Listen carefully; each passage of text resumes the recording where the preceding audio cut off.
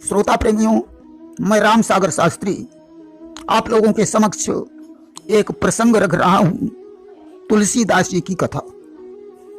देखिए, तुलसीदास जी के लिए कवियों ने एक पद्य लिखा है कि त्रेता काव्य निबंध करी सतकोटि रसायन, इक अक्षर उच्चरे ब्रह्म हत्यादि परायण। अब भक्तन सुख देन बहुरी लीला विस्तारी, राम चरण रसमत रटत निशिदिन व्रतधारी। संसार अपार के पार को सुगम रूप नौकालयो, कलि कुटिल जीव निस्तार हित श्री वाल्मीकि तुलसी भयो। तुलसीदास जी को वाल्मीकि का अवतार माना जाता है, जिन्होंने श्री रामचरितमानस की रचना करके कलयुग के प्राणियों का मार्गदर्शन किया। गिणी कवि ने लिखा है कि वेद मत शोधि शोधि शोधि के पुराण सबई, संत अरु संतन के भेद को बताव तो। कपटी कुराही क्रूर कलि के कुचाली जीव, कौन राम नाम हूं की चर्चा चलाव तो। बेणी कवि कहीं मानो मानो प्रतीत यह, पाहन ही ने कौन प्रेम उपजाव तो। भारी भव सागर से उतार तो कवन पार, और जो पये रामायण दास तुलसी न गाव तो। श्री रामचरित मानस में 7 कांड हैं। लिखा है कि प्रथम कांड यहु बाल रसीला, और जन्म विवाह राम की लीला। द्वितीय अयोध्या कांड प्रकाशा, पितु आज्ञा रघुबर बनवासा। पुण्यरण्य किसकिंधा भाख्यऊ, जहाँ सुग्रीव शरण मोह राख्यऊ। सुंदर सुंदर कांड सुहावन, और लंक कांड महामारे रावण। सप्तम उत्तर कांड अनूपा, बसही जहाँ कौशलपुर भूपा। अष्टम लव कुश कांड बखाना, अश्वमेध कीन्ही भगवाना। ऐसे श्री रामचरितमानस के रचयिता गोस्वामी तुलसीदास जी का जन्म चित्रकूट जिले के राजापुर नामक ग्राम में हुआ था। तुलसीदास जी के पिता का नाम आत्माराम दुबे और माता का नाम हुलसी था। तुलसीदास जी सरयू पारीण ब्राह्मण थे। बच्चे का जन्म 9 या 10 महीने में होता है, परंतु तुलसीदास जी का जन्म 12 महीने में हुआ। जिस समय तुलसीदास जी ने जन्म लिया, उस समय चंद्रमा अभुक्त मूल नक्षत्र में संचरण कर रहा था। आश्चर्य की बात यह है कि जब बच्चा जन्म लेता है, उस समय उसके मुंह में एक भी दांत नहीं होता, परंतु तुलसीदास जी के मुख में जन्म से ही 32 दांत मौजूद थे। बच्चा जब जन्म लेता है तो रोता है, परंतु हमारे तुलसीदास जी रोए नहीं, वरन उन्होंने जन्म लेते ही राम नाम का उच्चारण किया। कोई बच्चा जब जन्म लेता है तो उसका वजन 2.5-3 किलो या इससे भी कम होता है, परंतु हमारे तुलसीदास जी का दिल डौल 5 वर्ष के बच्चे की तरह था। ऐसे बच्चे को देखकर पिताजी अमंगल की आशंका से भयभीत हो गए। वे नाना प्रकार की कल्पनाएं करने लगे। उनके घर में एक सेविका थी जिसके कोई संतान नहीं थी। पिताजी ने वह नवजात शिशु उस सेविका को दे दिया। वह उस बच्चे को लेकर अपनी ससुराल को चली गई, और इधर माता पिता का देहांत हो गया। दासी का नाम चिनिया था। चिनिया ने बड़े प्रेम से उस बालक का पालन पोषण किया और उसका नाम तुलसीदास रख दिया कि बहु प्रकार तेहि पालन कीना, और तुलसीदास नाम धरि दीना। जब तुलसीदास 5.5 वर्ष के हुए तो चिनिया का भी देहांत हो गया। अब तो बालक अनाथ हो गया। वह द्वार द्वार भटकने लगा। माता पार्वती को उस बच्चे पर दया आई।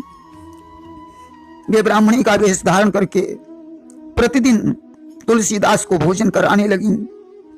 और इधर क्या हुआ, भगवान शंकर की कृपा से श्री नरहरयानंद जी, जो श्री अनंतानंद जी के शिष्य थे,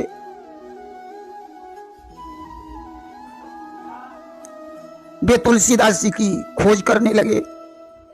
तुलसीदास को ढूंढ करके वे अपने साथ ले गए और उन्होंने उसका नाम राम बोला रख दिया। अयोध्या में लाकर यज्ञोपवीत संस्कार कराया। तुलसीदास ने बिना सिखाए ही गायत्री मंत्र का उच्चारण किया। 5 संस्कार करके उन्हें राम मंत्र की दीक्षा दी और विद्या अध्ययन कराने लगे।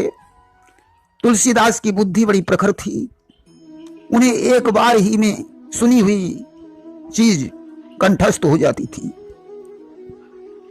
इसके बाद नरहरयानंद जी तुलसीदास के सहित सोरों क्षेत्र में पहुंचे। वहां उन्होंने तुलसीदास को रामचरित सुनाया। इसके बाद वे काशी चले गए, जहां शेष सनातन जी के पास रहकर 15 वर्ष तक उन्होंने वेद वेदांग का अध्ययन किया और अपने विद्या गुरु से आज्ञा लेकर वे अपनी जन्मभूमि को लौट आए। वहां आकर उन्होंने देखा कि मेरा सारा परिवार नष्ट हो चुका है। उन्होंने अपने माता पिता का श्राद्ध किया और लोगों को राम कथा सुनाने लगे। इसके बाद भारद्वाज गोत्री पंडित दीनबंधु की पुत्री रत्नावली के साथ उनका विवाह हो गया और वे सुखपूर्वक गृहस्थ धर्म का पालन करने लगे। तुलसीदास अपनी पत्नी को बहुत चाहते थे। एक बार तुलसीदास जी बाजार को चले गए और उनकी पत्नी अपने भाई के साथ मायके चली गई। तुलसीदास घर लौटे तो लोगों ने बताया कि आपकी पत्नी मायके चली गई। चौमास का महीना था, नदियां भरी हुई उफान पर थीं। तुलसीदास रात में भाग खड़े हुए, जैसे तैसे ससुराल पहुंचे। देखा दरवाजा बंद है तो एन केन प्रकार से छत के ऊपर चढ़ गए। पत्नी छत पर सो रही थी। तुलसीदास ने ज्यों ही उसके सिर पर हाथ रखा, पत्नी चौंक पड़ी। वह चोर चोर चिल्लाने लगी। तुलसीदास बोले, प्रिय, चिल्लाकर क्या मुझे पिटवाओगी? अरे मैं तुम्हारा पति तुलसीदास हूं। रत्नावली ने कहा, अरे स्वामी, ऐसे प्रेम को धिक्कार है जो इतनी रात को भाग खड़े हुए। कि धिग धिग ऐसे प्रेम को कहा कहूं मैं नाथ, लाज न आवत आपको दौड़े आए साथ। अरे इस हड्डी और मांस के शरीर से तुम्हें जितना लगाव है, उससे आधा लगाव भी भगवान से कर लेते तो तुम्हारा उद्धार हो जाता। अस्थि चरम की देह मम तासु इतनी प्रीति, जो होती रघुवीर महा क्यों होती भवभीति। आज पत्नी की फटकार सुनकर तुलसीदास के ज्ञान चक्षु खुल गए। उन्होंने पत्नी के हाथ जोड़े और कहा, प्रिय, मैं तुम्हें ज्ञान दात्री माता समझ रहा हूं। तुमने मुझे आज सच्चा ज्ञान दिया। आज पत्नी को नमस्कार करके तुलसीदास जी वहां से प्रयाग चले गए और संत वेश धारण कर लिया। अब तो वे तीर्थाटन करने में लग गए। तीर्थाटन करते हुए वे काशी पहुंचे, जहां मान सरोवर के पास उन्हें कागभूषुंड जी के दर्शन हुए। काशी में वे राम कथा कहने लगे। एक प्रेत ने उन्हें हनुमान जी का पता बताया। हनुमान जी से तुलसीदास ने प्रार्थना की, मुझे श्री राम के दर्शन कराओ। हनुमान ने कहा, उनके दर्शन चित्रकूट में होंगे। तुलसीदास जी चित्रकूट में पहुंचे। वहां राम घाट पर उन्होंने आसन लगाया। एक दिन जब वे भ्रमण करने निकले तो मार्ग में उन्हें श्री राम के दर्शन हुए। उन्होंने देखा कि 2 बड़े ही सुंदर राजकुमार घोड़ों पर सवार होकर धनुष बाण लिए हुए जा रहे हैं। तुलसीदास जी उन्हें पहचान नहीं पाए, इसलिए प्रणाम नहीं कर सके। उनके जाने के बाद हनुमान जी आ गए उन्होंने बताया कि जो घोड़े पर सवार थे उनमें आगे वाले श्री राम थे। अब तो तुलसीदास को पश्चाताप हुआ। हनुमान जी बोले कोई बात नहीं, कल प्रातः काल तुम्हें फिर उनके दर्शन होंगे। दूसरे दिन मौनी अमावस्या थी। भगवान श्री राम बालक रूप में तुलसीदास के पास आए। उन्होंने कहा बाबा हमें थोड़ा चंदन चाहिए। हनुमान ने विचार किया कि तुलसीदास कहीं इस बार भी नहीं पहचान पाए तो फिर ठीक नहीं होगा। हनुमान ने तोते का रूप धारण करके एक दोहा कहा कि चित्रकूट के घाट पर भई संतन की भीड़, तुलसीदास चंदन घिसे तिलक देत रघुवीर। भगवान ने अपने हाथ से चंदन लेकर अपने और तुलसीदास के माथे पर लगा दिया और अंतर ध्यान हो गए। हनुमान ने तुलसीदास से कहा अब तुम अयोध्या में चले जाओ। प्रयाग में माघ मेला था इसलिए वे रुक गए। 6 दिन बाद उन्हें एक बटवृक्ष के नीचे भरद्वाज और याज्ञवल्क्य के दर्शन हुए। राम कथा सुनकर वे काशी के प्रहलाद घाट पर एक ब्राह्मण के यहां ठहर गए, जहां उनके अंदर कभी तो शक्ति उत्पन्न हो गई और वे संस्कृत में पद्य की रचना करने लगे। परंतु जितने पद्य वे दिन में लिखते थे उतने रात में बिगड़ जाते थे। ऐसा रोज होता रहा। 8वें दिन भगवान शंकर स्वप्न में आए और उन्होंने कहा तुम हिंदी में काव्य की रचना करो। तुलसीदास चौंक गए। वे उठकर बैठे तो उन्होंने शिव और पार्वती को देखा, साष्टांग प्रणाम किया। शिव ने कहा तुम अयोध्या में जाकर हिंदी काव्य की रचना करो। मैं तुम्हें आशीर्वाद दे रहा हूं कि तुम्हारी कविता सामवेद के समान होगी। तुलसीदास जी अयोध्या आए। संवत 1631 में रामनवमी के दिन त्रेता जैसा संयोग पड़ा। प्रातःकाल तुलसीदास जी ने श्री रामचरितमानस की रचना प्रारंभ कर दी। लिखा है कि संवत 1631 अकरम कथा हरिपद धरि सीसा। परंतु उन्होंने मंगलाचरण में गणेश एवं भगवान शंकर की वंदना पहले की कि वर्णानाम अर्थ संघानाम रसानाम छंदसामपि मंगलानाम च कर्तारो वंदे वाणी विनायको। भवानी शंकरो वंदे श्रद्धा विश्वास रूपिणौ याभ्याम विना न पश्यन्ति सिद्धा स्वास्थमीश्वरम। तत्पश्चात सीताराम की वंदना की और लिखा कि नाना पुराण निगमागम सम्मतम यद रामायणे निगदितम क्वचिदन्यतोपि शांता सुखाय तुलसी रघुनाथ गाथा भाषा निबंध मति मंजुल मातनोति। इसी श्लोक के माध्यम से उन्होंने लोगों को यह बता दिया कि मैं रामायण आत्म सुख के लिए लिख रहा हूं। 2 वर्ष 7 महीने 26 दिन में यानी संवत 1633 अगहन शुक्ल पक्ष राम विवाह के दिन 7 कांड पूरे हो गए। इसके बाद काशी में जाकर उन्होंने भगवान विश्वनाथ और माता अन्नपूर्णा को श्री रामचरितमानस सुनाया। रात को पुस्तक विश्वनाथ के मंदिर में रख दी। प्रातःकाल जब मंदिर का द्वार खोला गया तो उसके ऊपर लिखा था सत्यम शिवम सुंदरम और नीचे सही का निशान लगा हुआ था। वहां उपस्थित लोगों के कानों में सत्यम शिवम सुंदरम की ध्वनि सुनाई पड़ी। अब तो पंडितों को ईर्ष्या उत्पन्न हो गई। उन्होंने तुलसीदास की निंदा करना शुरू कर दिया। उन्होंने रामचरितमानस चुराने के लिए 2 चोर भेजे। चोर जब तुलसीदास की कुटी के पास पहुंचे तो उन्होंने देखा 2 वीर धनुष बाण लिए हुए पहरा दे रहे हैं। ज्यों ही उनका दर्शन हुआ चोरों की बुद्धि शुद्ध हो गई। वे चोरी छोड़कर भगवान का भजन करने लगे। तुलसीदास ने विचार किया कि हमारे पीछे भगवान को कष्ट हो रहा है, इसलिए उन्होंने कुटी का सारा सामान दान कर दिया और पुस्तक अपने मित्र टोंडरमल को दे दी और दूसरी प्रति तैयार कर ली।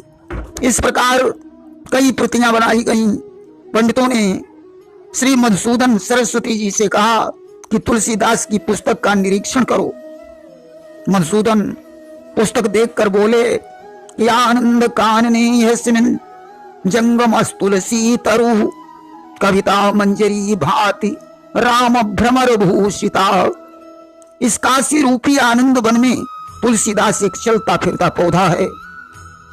उसकी कविता रूपी मंजरी परम सुंदर है, जिस पर श्री राम रूपी भौरा सदा मंडराया करता है। पंडितों को फिर भी संतोष नहीं हुआ तो उन्होंने पुस्तक की परीक्षा ली। भगवान विश्वनाथ के सामने पहले रामचरितमानस को रखा, उसके ऊपर 18 पुराण रखे और 18 पुराणों के ऊपर 4 वेदों को रख दिया। मंदिर बंद कर दिया। सुबह खोल कर देखा तो श्री रामचरितमानस सबके ऊपर थी। तब पंडितों ने तुलसीदास से जाकर क्षमा मांगी और उनका चरणोदक पान किया। तुलसीदास को विश्वास था कि जा पर कृपा राम की होई, ता पर कृपा करई सब कोई। एक दिन की बात है, तुलसीदास जी कहीं जा रहे थे। रास्ते में एक ब्राह्मणी ने उन्हें हाथ जोड़कर प्रणाम किया। वह उसी दिन विधवा हुई थी। तुलसीदास जी ने सधवा समझकर उसे आशीर्वाद दे दिया कि अचल होई अहि बात तुम्हारा और जबलम गंगा जमुन जलधारा। कि आशीर्वाद मैं देता हूं, सौभाग्यवती हो हे बेटी, तेरे हाथों की मेहंदी का यह कभी न रंग छूटे बेटी। जो आशीर्वाद दिया, अब तो स्त्री की आंखों से आंसू टपकने लगे। सत्य कहा जाता है, विधवा होने से बड़ा दुख और क्या हो सकता है। जब स्त्री रोने लगी, तुलसीदास ने अपने साथियों से पूछा, मेरे आशीर्वाद से ये स्त्री दुखी क्यों हो गई? साथियों ने कहा, महाराज उसके पति की मृत्यु हो गई है, इसलिए वह श्रृंगार करके अपने पति की सहभागिनी होने जा रही है और आप उसे सौभाग्यवती होने का आशीर्वाद दे रहे हैं। अब तो तुलसीदास असमंजस में पड़ गए कि मेरा आशीर्वाद झूठा हो जाएगा। उन्होंने भगवान श्री राम का स्मरण किया और कहा, प्रभु आपको उसके पति के जीवन का दान देना पड़ेगा। सज्जनों, प्रार्थना करते हुए 3 घंटे बीत गए। 3 घंटे पश्चात उस मृतक ब्राह्मण के शरीर में प्राणों का संचार हो गया। राम राम कहकर वह उठ बैठा। ब्राह्मणी प्रसन्नता से झूम उठी। अब तो वहां उपस्थित लोग भगवान का संकीर्तन करने लगे। श्री राम जय राम, जय जय राम, श्री राम जय राम, जय जय राम। सभी ने तुलसीदास को प्रणाम किया। तुलसीदास ने कहा, यह सब चमत्कार प्रभु श्री राम का है, मैं तो सिर्फ माध्यम हूं। अब तुलसीदास जी 80 घाट पर रहने लगे। एक दिन उनके शरीर में दर्द उत्पन्न हुआ तो उन्होंने हनुमान बाहुक की रचना की। तुलसीदास जी की 24 रचनाएं मानी जाती हैं, जिनमें हनुमान चालीसा भी आता है। श्री रामचरितमानस, कवितावली, गीतावली, छंदावली रामायण, बरवई रामायण, पद्यावली रामायण, कुंडलिया रामायण, छप्पय रामायण, कड़खा रामायण, रोला रामायण, झूलना रामायण, रामाज्ञा, रामलला नाचू, जानकी मंगल, पार्वती मंगल, कृष्ण गीतावली, हनुमान बाहुक, हनुमान चालीसा, राम सलाखा प्रश्नावली, राम सतसई, वैराग्य संदीपनी, कलिधर्म निरूपण, दोहावली और विनय पत्रिका। 80 घाट पर एक दिन कलयुग मूर्त रूप में उन्हें कष्ट देने आया। तब उन्होंने हनुमान का ध्यान किया। हनुमान जी ने विनय पत्रिका लिखने का आदेश दिया। उन्होंने विनय पत्रिका की रचना करके भगवान को के चरणों में समर्पित कर दी। श्री राम ने हस्ताक्षर कर दिए और तुलसीदास को निर्भय कर दिया। देखिए, श्री रामचरितमानस के अंत में तुलसीदास जी ने एक दोहा लिखा कि कामी नारी प्यारी जिम लोभी प्रिय जिमिदाम तिमि रघुनाथ निरंतर प्रिय लागहु मोहि राम। यानी अपनी पुरानी बात को प्रकट किया कि मैं भी पहले कामी था। ऐसे तपस्वी संत ने संवत 1680 में 80 घाट में अपने शरीर को छोड़ दिया और भगवान के धाम को चला गया। इस संवत 1680 80 गंग के तीर श्रावण शुक्ला सप्तमी तुलसी तजो शरीर। प्रेम से बोलिए भक्त और उनके भगवान की जय।